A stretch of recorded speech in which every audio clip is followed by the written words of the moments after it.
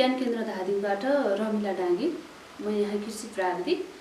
हाम्रो धादिङ जिल्लाको सुन्तला उत्पादन चाहिँ राम्रो छ। यसपालि करिब 24 करोड बराबरको आम्दानी भएको चाहिँ डाटा रहेको छ। र यसमा धादिङ जिल्ला कस्तो भने सुन्तला कम क्षेत्रफलमा उत्पादन गरिए तापनि राम्रो उत्पादन लिन सकेका छन् किसानहरूले, हैन।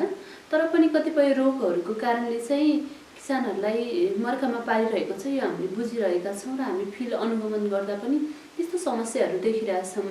अब धादिङको विशेष गरी सुन्तला उत्पादन हुने क्षेत्र भनेको बेनीघाट क्षेत्र, त्यसपछि हाम्रो सिद्धलेकको नलाङ, हैन, अनि नीलकण्ठको केही एरियाहरूमा चाहिँ राम्रो सुन्तला उत्पादनको हिसाबले राम्रो एरिया मानिन्छ।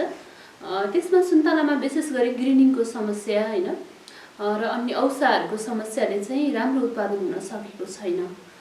त्यसबाट चाहिँ किसानहरू मर्कामा परेका छन् र हामीले पनि उहाँहरूको त्यस्तो समस्यालाई समाधान गर्नको लागि प्राविधिक सरसल्लाहहरू दिइराखेका छौँ, हैन। कसरी त्यसलाई चाहिँ बगैँचा व्यवस्थापन गर्न सकिन्छ अथवा त्यसलाई न्यूनीकरण गर्न के गर्नुपर्छ भन्ने कुरा प्राविधिक सरसल्लाहहरू दिने त हामीले दिइ नै राखेका छौँ।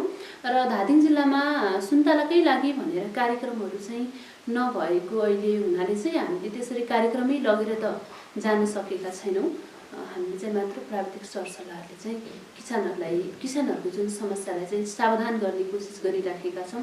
र आगामी दिनमा किसानहरूको जुन ऊर्जा छ सुन्तला उत्पादनबाट राम्रो आम्दानी लिनको लागि, त्यसलाई चाहिँ हामीले सधैँ प्रोत्साहन गर्नेछौँ भन्नेतर्फ हामी लागिराखेको छ ज्ञान केन्द्र परिवार। हस्, धन्यवाद।